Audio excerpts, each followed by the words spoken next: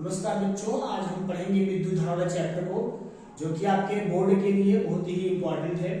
और हम आज इनके जो है सबसे इम्पोर्टेंट चैप्टर को पढ़ेंगे, जो कि जो आपकी विद्युत धारा का जो थ्योरम है उनको जानने का हम प्रयास करेंगे कि विद्युत धारा कहते हैं किसे हैं, विद्युत विभव क्या है, विभवांतर क्या है, या प्रतिरोध कितने प्रकार के होते हैं।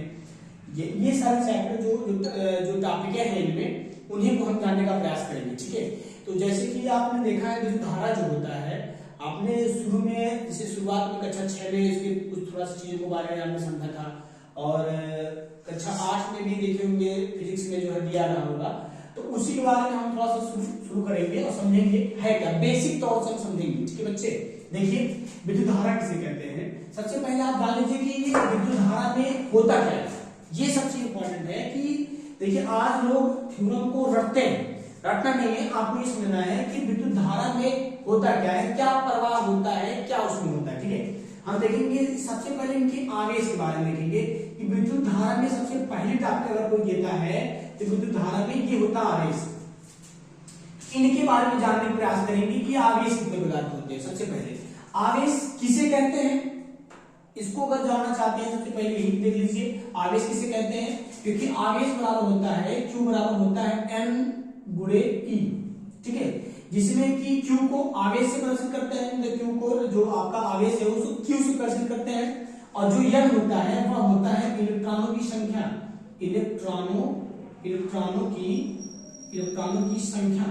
ठीक है बच्चे, इलेक्ट्रॉनों की संख्या गुणे क्या हो जाएगा, एक इलेक्ट्रॉन का मान है ये। ठीक है, गुणे एक इलेक्ट्रॉन का मान, एक इलेक्ट्रॉन का मान होता है।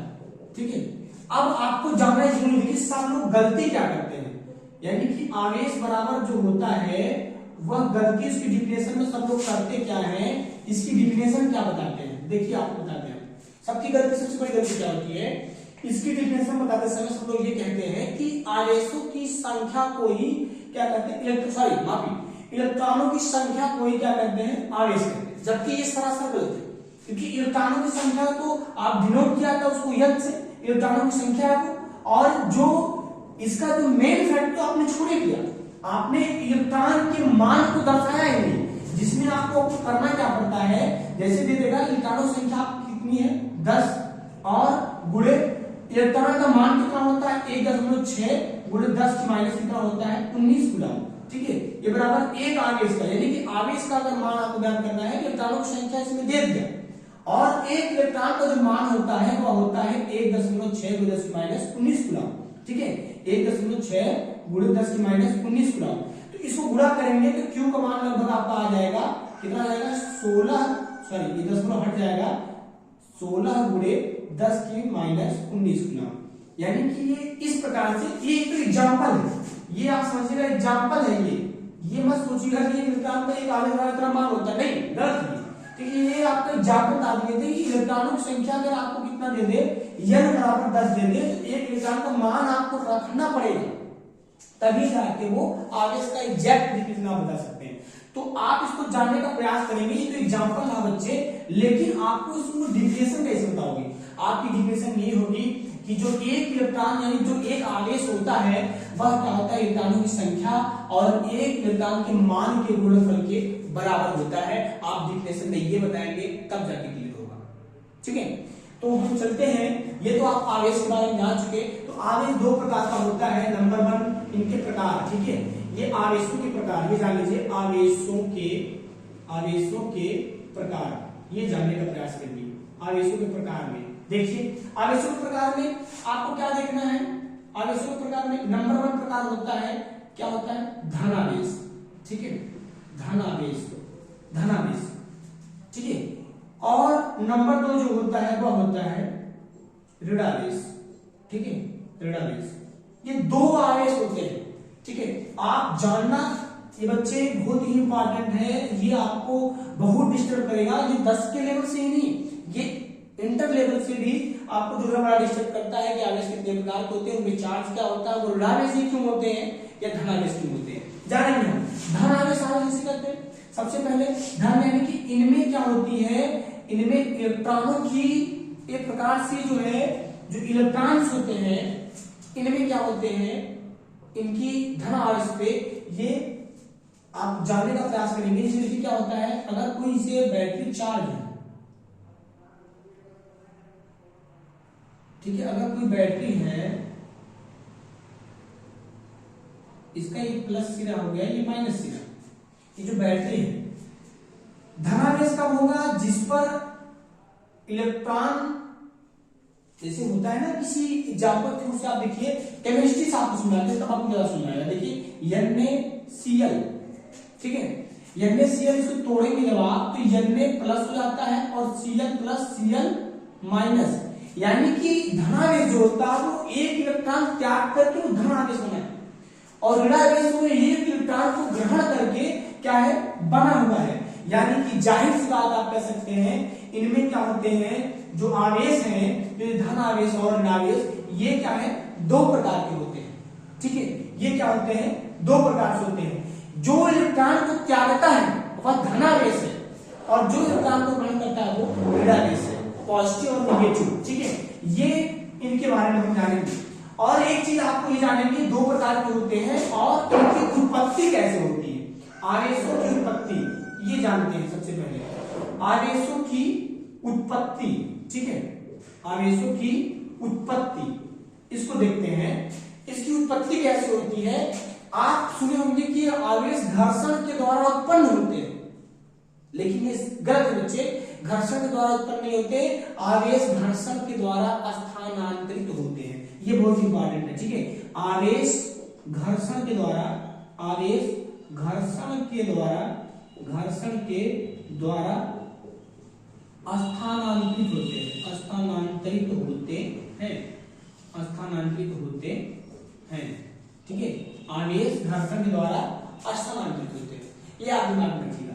तो ये रही आवेश के बारे में जानकारी। अब हम चलते हैं विद्युत धारा के बारे में चलते हैं, ठीक है, विद्युत धारा किसे कहते हैं, आप इसको नोट कर रहे होंगे, हमको उम्मीद है कि आपको समझ में आ रहा होगा थ्योरम, ये बेसिक चीजें हैं, आपको जानना बहुत जरूरी है, ठीक है। तो आप आवेश को अगर आप जान चुके हैं तो आप समझ लीजिए विद्युत धारा को भी समझ चुके हैं, ठीक है। देखिए विद्युत धारा डिफिनेशन क्या होता है, इसकी डिफिनेशन जानने के सबसे पहले इसके फार्मूला लिखते हैं, ये होता है I बराबर होता है Q/T, ठीक है, इसी के माध्यम से भी हम समझ सकते हैं, लेकिन अभी फिलहाल ये नहीं, अभी इसके हम डिफिनेशन समझते हैं। देखिए कैसे क्या होगा, आप सुने होंगे, बहुत बेसिक डिफिनेशन होती है, बार बार कहता है, आवेश प्रवाह की दर को विद्युत धारा कहते हैं, आवेश प्रवाह की दर को विद्युत धारा कहते हैं, विद्युत धारा कहते हैं, ठीक है, विद्युत धारा कहते हैं, आवेश प्रवाह की दर को विद्युत धारा कहते हैं। या आपने सुना होगा आवेश प्रवाह की दर को, यानी कि समय दर जो होती है, ठीक है, उसे क्या कह रहे हैं, विद्युत धारा कहते हैं। तो इसको हम कह सकते हैं कि I बराबर क्या हो जाएगा, Q/T, यानी कि अगर विद्युत धारा, अगर क्या हो जाए, विद्युत धारा, देखेंगे विद्युत धारा बराबर कह रहा है आवेश बटे समय, ठीक है, क्लियर, यानी कि समय, यानी एक आवेश को प्रवाहित करने वाला समय ही विद्युत धारा कहलाता है। या आप कह सकते हैं समय मात्रक क्या होता है, समय मात्रक देखो, या बराबर आप कर सकते हैं समय मात्रक सेकेंड, ठीक है, समय मात्रक सेकेंड, और आवेश का मात्रक कूलाम, ठीक है, आवेश का मात्रक कूलाम। तो आप ये देखेंगे कि धारा मात्रक क्या होगी, 1 एम्पीयर होती है। कैसे होती है, देखिए, अगर समय क्या हो जाए, 1 सेकेंड हो जाए, और कूलाम क्या हो जाए, आवेश क्या हो जाए, 1 कूलाम हो जाए, एकांक, तो आप इसकी एक डिफिनेशन और बता सकते हो। ये रही आपकी एक डिफिनेशन, और दूसरी डिफिनेशन देखिए क्या है, आप कह सकते हो कि 1 सेकेंड में, लिखेंगे 1 सेकेंड में प्रवाहित किया गया, यही ना, प्रवाहित किया गया आवेश, जब 1 कूलाम प्रवाहित किया गया आवेश, जब 1 कूलाम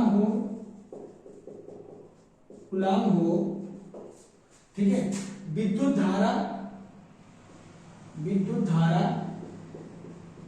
1 एम्पीयर होती है, ठीक है, 1 एम्पीयर होती है, या जानिएगा 1 एम्पीयर होती है।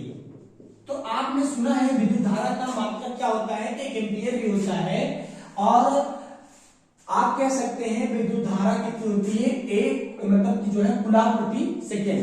तो आप इसके बारे में डिफिनेशन के बारे में दिया चुके, ये इंटर टेबल की डिफिनेशन है और 10 में भी दिया गया बच्चे, इसको आप जान लीजिए, ठीक है। यानी 1 सेकंड में प्रवाहित किया गया आवेश जब 1 कूलम हो, यानी कि प्रवाहित किया गया जो आवेश होता है वह 1 कूलम हो, तब 1 सेकंड में प्रवाहित किया गया आवेश, ठीक है। 1 सेकंड में प्रवाहित किया गया आवेश जब 1 कूलम हो तो विद्युत धारा 1 एम्पीयर होती है, ठीक है। ये रही डिफिनेशन। अब आगे हम चलेंगे, जानेंगे कि इसके मात्रक क्या क्या है, ठीक है। तो विद्युत धारा के मात्रक देखेंगे, विद्युत धारा के मात्रक, विद्युत धारा के मात्रक, ठीक है।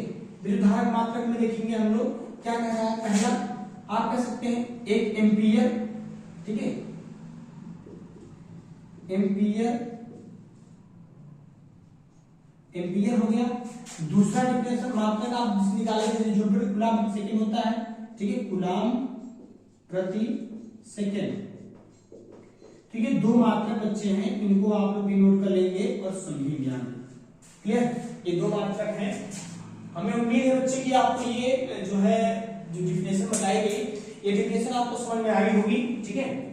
तो आप इसको नोट करेंगे, हम आगे चलेंगे बच्चे, ठीक है। बिता रहे हैं तो आप इसको ध्यान से देखेंगे और इसको नोट करते रहेंगे, बहुत अच्छा है। अगर आप बोर्ड एग्जाम में अगर बेहतरीन तरीके से तैयारी कर रहे हैं घर में बैठ करके, तो आप को ये वीडियो बहुत ही लाभकारी हो सकता है कि अगर आप इसको बहुत अच्छे तरीके से कर रहे हैं और इसको राइट कर देगा जरूर, ठीक है, राइट करते रहिएगा, बहुत अच्छा होगा। हम चल रहे हैं विद्युत धारा, आपको बता चुके डिफिनेशन बच्चे इसको मिटा रहे हैं। अब हम बताएंगे आपको विद्युत धारा के बाद जो है प्रतिरोध के बारे में, ठीक है। प्रतिरोध नहीं, पहले विभव देख लेते हैं, विभव के बारे में जानकारी आप ले लीजिए, उसके बाद फिर आगे चलते हैं। विभव, विभव किसे कहते हैं, ठीक है, इसके बारे में देखते हैं, विभव क्या होता है। विभव देखेंगे, कह रहा है इसकी डेफिनेशन क्या होता है, अनंत से, ठीक है, अनंत से किसी आवेश को, किसी आवेश को एक बिंदु तक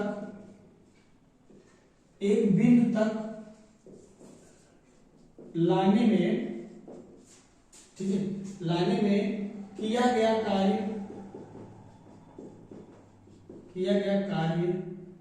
ही विभव कहलाता है, ठीक है, विभव कहलाता है, ठीक है। इसका सूत्र होता है V बराबर W/Q, ठीक है। समझिए कहना क्या चाह रहा है, कह रहा है कि अनंत से, ठीक है, अनंत से किसी आवेश को एक बिंदु तक लाने में किया गया कार्य ही विभव कहलाता है। इसका थोड़ा सा थ्योरम एग्जांपल के माध्यम से हम समझेंगे। कह रहा है जैसे मान लीजिए अनंत पर, ठीक है, यहाँ अनंत पर मान लो कोई आवेश है, ठीक है, यहाँ पे मान लो कोई Q आवेश है, अनंत से यहाँ एक बिंदु क्या है, बिंदु, यहाँ कोई बिंदु है, इसे मान लो यहाँ बिंदु कोई B है, इसी पर आवेश ला रहा है, ठीक है। अनंत से किसी आवेश को बिंदु तक, एक बिंदु तक लाने में इसके बीच में जो कार्य करना पड़ता है, ठीक है, कार्य बोले तो W, यही जो कार्य करना पड़ता है, ठीक है बच्चे, यही क्या कहलाएगा, यही कार्य ही आपका क्या कहलाएगा, विभव कहलाएगा, ठीक है। यानी कि किसी अनंत से, ये Q क्या है, आवेश है, ठीक है, Q क्या है, आवेश है, ठीक है। किसी अनंत से किसी आवेश को क्या करने, किसी बिंदु तक लाने में किया गया कार्य ही क्या कहलाता है, विभव कहलाता है, जो कि डिफिनेशन आपने देखा, ठीक है। अनंत से यानी किसी आवेश को लाने में, अनंत से किसी बिंदु तक लाने में किया गया कार्य ही क्या कहलाता है, विभव कहलाता है, जिसे आपने देखा विभव जो है W/Q। अब इसकी डिफिनेशन समझिए, देखिए एक डिफिनेशन, ये तो एग्जांपल है, इसकी एक डिफिनेशन और बढ़िया तरीके से आपको बताते हैं। देखिए क्या होता है, जैसे मान लीजिए दे दिया, इसके सूत्र के माध्यम से, ये विभव बराबर होता है, विभव बराबर W क्या है, कार्य बटे आवेश, ठीक है, आवेश। अगर आवेश का मात्रा क्या हो जाए, अगर आवेश क्या हो जाए, 1 कूलम आवेश हो जाए और कार्य क्या हो जाए, 1 जूल हो जाए ना, आप समझेंगे मेरी बात को। हम कहना क्या चाह रहे हैं, कार्य का मात्रक क्या होता है, जूल, और आवेश का मात्रक कूलम, आवेश का मात्रक कूलम, एक जूल हो जाए एक कूलम हो जाए। तो विभव क्या हो जाता है, विभव आप कह सकते हैं, विभव जो हो जाएगा वह 1 वोल्ट हो जाएगा। क्या हो जाएगा, एक वोल्ट हो जाएगा, 1 वोल्ट। क्लियर, 1 वोल्ट कहलाएगा। कैसे, क्योंकि विभव का मात्रक क्या होता है, एक वोल्ट, मतलब वोल्ट भी होता है। आपने जाना कि W को कार्य कहते हैं, कार्य का मात्रक जूल होता है, क्यों, क्या है, आवेश है, आवेश का मात्रक कूलम होता है। अब यही समझेंगे, एक कूलम आवेश को अनंत से किसी बिंदु तक लाने में किया गया कार्य जब 1 जूल हो तो विभव क्या होता है, क्या होता है, 1 वोल्ट कहलाता है। यही डिफिनेशन है इसकी। ठीक है, नोट कर रहे हैं यहाँ पे, थोड़ा सा आप लोग देखेंगे कि अनंत से, ठीक है, आप नोट करेंगे सभी लोग, अनंत से